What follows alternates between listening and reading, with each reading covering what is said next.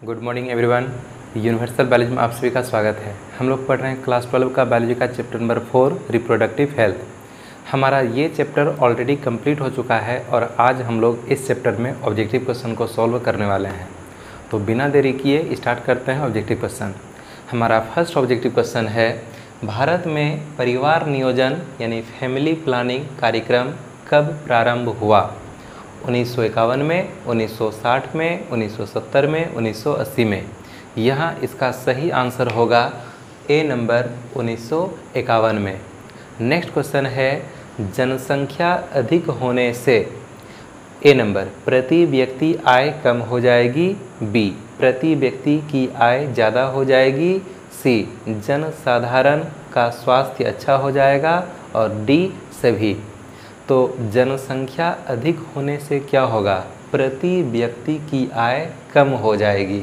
यहाँ भी आंसर होगा ए नंबर। फिर नेक्स्ट क्वेश्चन है, कौन सी तकनीक पुरुष से संबंधित है? ए नंबर है ओरल पिल, बी नंबर ट्यूबेक्टोमी, सी वासेक्टोमी और डी नन ऑफ दीज। हम लोग जानते हैं कि ओरल पिल जो मुखीय गोली होता है उसे महिलाएं खाती है। ट्यूबेक्टोमी जो है वो स्त्री नसबंदी है, स्त्री बंध्याकरण, जिसमें कि फेलोपियन ट्यूब को कट करके धागे से बांधा जाता है। तो ये दोनों तो हो गया फीमेल से रिलेटेड। फिर है वासेक्टोमी, ये पुरुष नसबंदी है जिसमें कि मेल के वास डिफरेंस को कट करके धागे से बांधा जाता है। तो इनमें से पुरुष से संबंधित है सी वासेक्टोमी।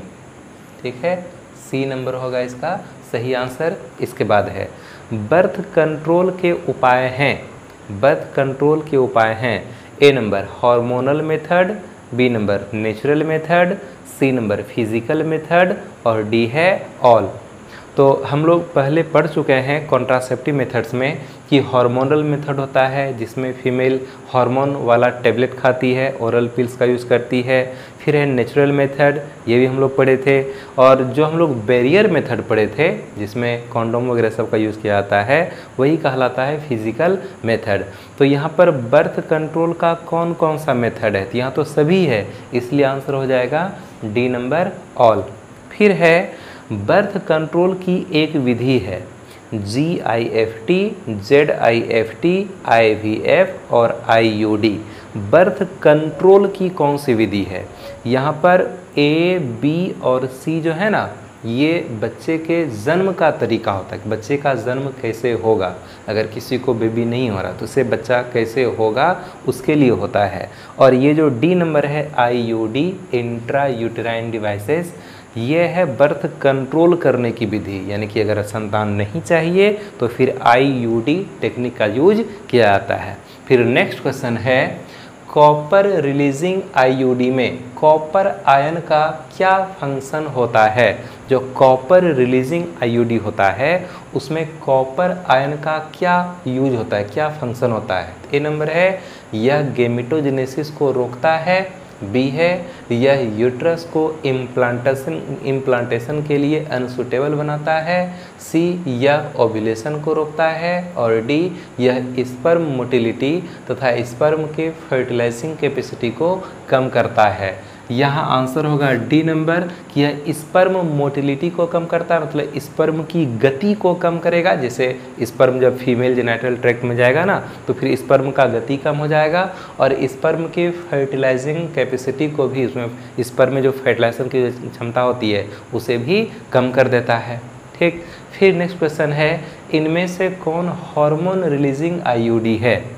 IUD कई प्रकार का होता है, तो कौन हार्मोन रिलीजिंग IUD है? मल्टीलोड 375, LNG 20, सर्वाइकल कैप और वॉल्ट। तो यहाँ पर हार्मोन रिलीजिंग IUD है बी नंबर LNG 20। फिर है एमनियोसिंथेसिस एक विधि है, एमनियोसिंथेसिस एक विधि है। ए नंबर है बच्चों में आवश्यक एमिनो एसिड ज्ञात करने के लिए, बी नंबर है इम्ब्रायो में अबनॉर्मेलिटी को देखने के लिए, सी है इम्ब्रायो को पोषण यानी भोजन प्रदान करने के लिए, डी है इनमें से कोई नहीं। तो यहाँ पर आंसर होगा इम्ब्रायो में अबनॉर्मेलिटी को देखने के लिए, यानी कि जन्म से पहले जो बच्चा है क्या हुआ कोई आनुवंशिक रोग से ग्रसित है, इसका पता लगाने के लिए एमनियोसिंथेसिस जांच किया जाता है। फिर है एमनियोसिंथेसिस द्वारा डेवलपिंग फीटस में किसका पता नहीं किया जा सकता है। जो एमनियोसिंथेसिस जांच है, अगर हम इसका उपयोग करते हैं तो जो डेवलपिंग एम्ब्रायो है या डेवलपिंग जो फीटस है यानी कि यूट्रस के अंदर जो बच्चा है उसमें हम किसका पता नहीं लगा सकते हैं। तो ऑप्शन है सेक्स ऑफ फीटस, ये तो पता लगा सकते हैं। डाउन सिंड्रोम, ये भी पता लगा सकते हैं। जॉन्डिस और क्लाइनफिल्टर सिंड्रोम, हम क्लाइनफिल्टर सिंड्रोम का पता लगा सकते हैं। तो किसका पता नहीं लगा सकते हैं, तो ये है जॉन्डिस। जॉन्डिस बीमारी अगर जन्म के पहले बेबी में होगा तो हम इसका पता एमनियोसिंथेसिस जांच के द्वारा नहीं लगा सकते हैं। फिर है नेक्स्ट क्वेश्चन, हिस्टेरेक्टोमी किसका सर्जिकल रिमूवल है। हिस्टेरेक्टोमी किसका सर्जिकल रिमूवल है। ऑप्शन है prostate gland, vas deferens, memory gland और है यूट्रस। तो याद रखना है कि कभी कभी फीमेल के यूट्रस में अगर कैंसर हो जाता है या फिर और भी किसी तरह का कुछ खतरनाक बीमारी हो जाता है जो कि अब लगभग ठीक नहीं होने वाला है, तो फिर उस कंडीशन में डॉक्टर क्या करता है, उस यूट्रस को बॉडी से बाहर निकाल देता है। तो यूट्रस को बॉडी से बाहर रिमूव कर दिया जाता है। तो जैसे यूट्रस को बॉडी से बाहर निकाला जाएगा तो इसे बोलते हैं हिस्टेरेक्टोमी। तो हिस्टेरेक्टोमी किसका सर्जिकल रिमूवल है, याद रखना आंसर होगा यूट्रस। ठीक है, तो अभी 10 ऑब्जेक्टिव क्वेश्चन हुआ। अभी हम हटते हैं, इसका स्क्रीनशॉट लेना है और हम तुरंत अगले पेज के साथ आ रहे हैं।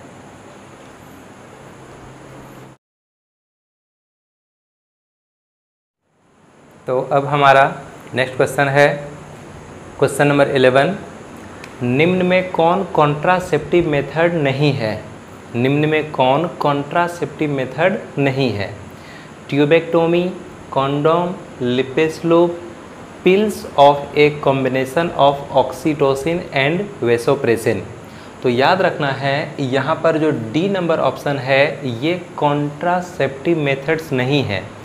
बाकी ट्यूबेक्टोमी, कॉन्डोम, लिपेस लूप ये सभी कॉन्ट्रासेप्टिव मेथड्स है, लेकिन D number pills of a combination of oxytocin and vasopressin.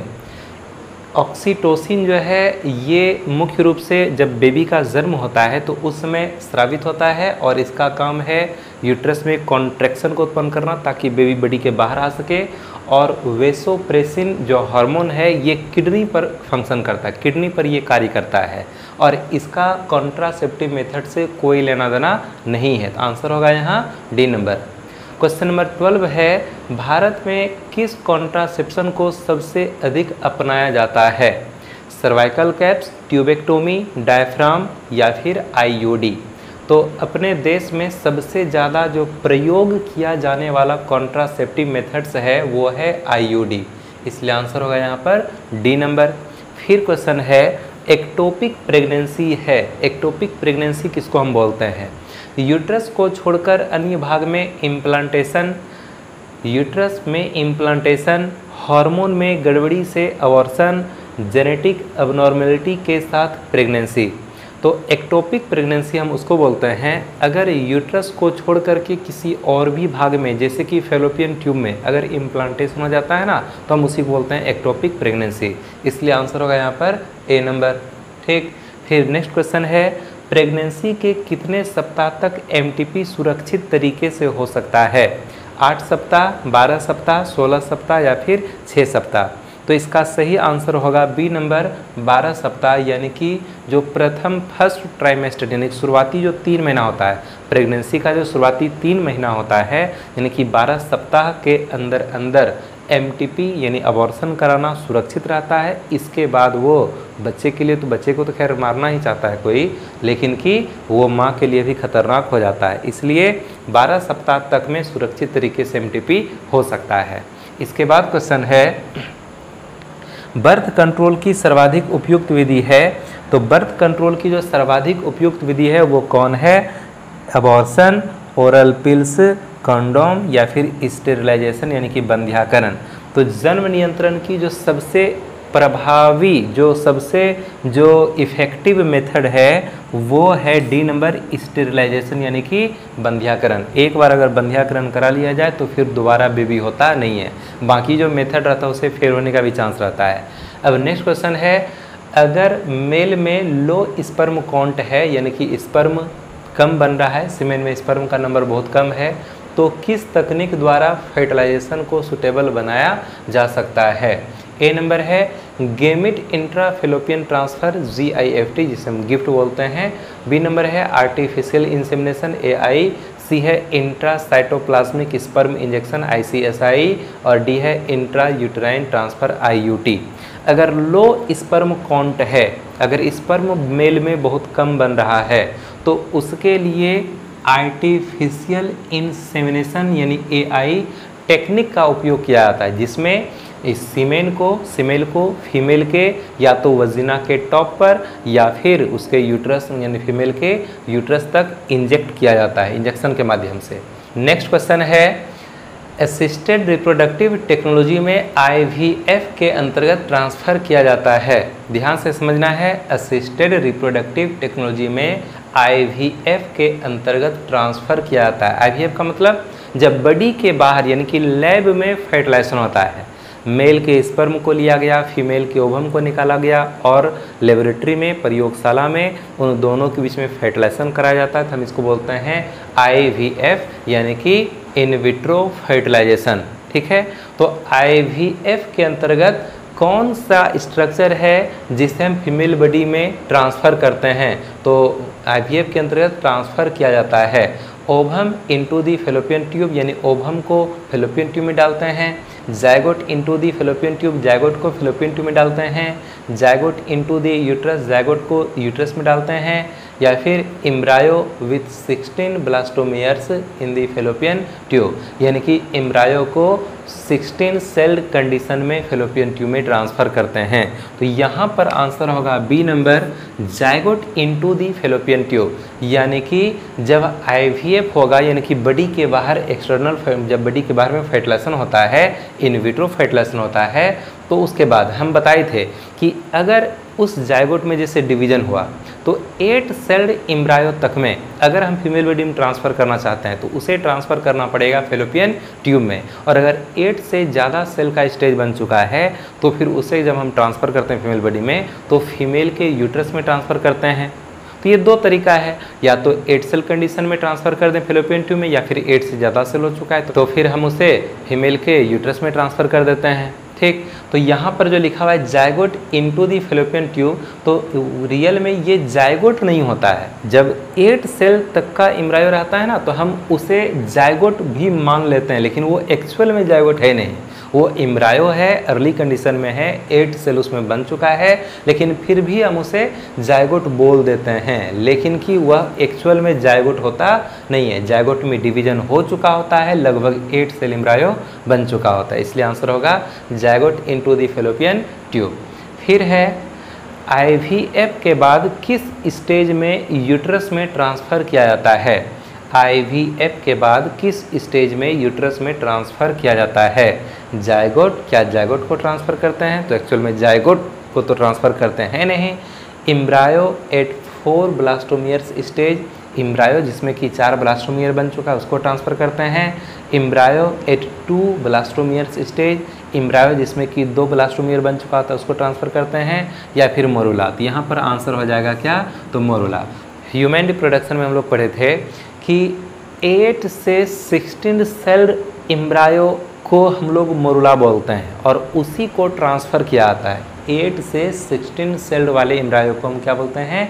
Morula बोलते हैं, और उसी को फीमेल बॉडी में ट्रांसफ़र कर दिया जाता है। ठीक है, उसके बाद है 19 नंबर, कॉपर टी रोकता है। कॉपर टी क्या चीज़ को रोकता है? फर्टिलाइजेशन को, ओव्यूलेशन को, इम्प्लांटेशन को, या फिर नन। तो ये जो कॉपर टी है ये कई तरह से कार्य करता है। कॉपर टी ओव्यूलेशन के टाइमिंग को गड़बड़ाने का काम करता है। कॉपर टी फर्टिलाइजेशन को भी रोकने का काम करता है। यदि कभी कभी फर्टिलाइजेशन हो भी जाए तो ये कॉपर टी इम्प्लांटेशन को भी रोक देता है। लेकिन कि सबसे जो बेस्ट आंसर है वो है फर्टिलाइजेशन। अगर ऑप्शन में फर्टिलाइजेशन नहीं रहेगा तो फिर हम चुनेंगे इम्प्लांटेशन। ध्यान से सुना, क्या बोल रहे हैं? अगर ऑप्शन में फर्टिलाइजेशन नहीं रहेगा तो फिर हम चुनेंगे इम्प्लांटेशन, और अगर फर्टिलाइजेशन है तो सबसे जो सही आंसर है वो होगा फर्टिलाइजेशन। तो याद रखना है कि कॉपर टी क्या चीज़ को रोकता है, तो फर्स्ट आंसर हो जाएगा फर्टिलाइजेशन। ये नहीं रहेगा ऑप्शन में तो फिर हम चुन लेंगे इम्प्लांटेशन। फिर है सहेली ओरल पिल प्रयोग की जाती है। जो सहेली नाम का जो टेबलेट होता है, जो गर्भ निरोधक गोली है, कॉन्ट्रासेप्टिव पिल्स है, उसको किस तरह से प्रयोग किया जाता है? रोज़ाना, डेली, साप्ताहिक, वीकली, तिमाही, क्वार्टरली या फिर मासिक, मंथली। तो याद रखना है कि सहेली नाम का जो ओरल पिल होता है इसे साप्ताहिक यानी कि सप्ताह में एक बार यूज़ किया जाता है। तो वीकली यानी कि सहेली नाम का जो ओरल पिल है इसे सप्ताह में एक बार यूज किया जाता है। तो अभी हम लोग 20 ऑब्जेक्टिव क्वेश्चन देखे और अभी हम ज़्यादा वीडियो को लंबा नहीं करना चाहते हैं, हमको थोड़ा लिखने में परेशानी होती है, तो हम जल्दी से नया चैप्टर स्टार्ट करना चाहते हैं और फिर इस चैप्टर में और भी बहुत सारा ऑब्जेक्टिव क्वेश्चन बन सकता है। तो बाद में हम लोग जब चैप्टर का रिवीजन करेंगे तो फिर वहाँ पर ऑब्जेक्टिव क्वेश्चन अलग से बताएंगे, या फिर जब नोट्स देंगे अगर कभी हम, तो फिर नोट्स में और भी ज़्यादा ऑब्जेक्टिव को हम शामिल करेंगे। तो आज हम लोग इतना ही पढ़ते हैं और हम लोग जल्द ही जेनेटिक्स का फर्स्ट चैप्टर स्टार्ट करने वाले हैं। मिलते हैं अगले 1 से 2 दिन में, हम लोग मिलने वाले हैं जेनेटिक्स के टॉपिक के साथ। ठीक है, तब तक मन लगा करके पढ़ते रहिए। All the best.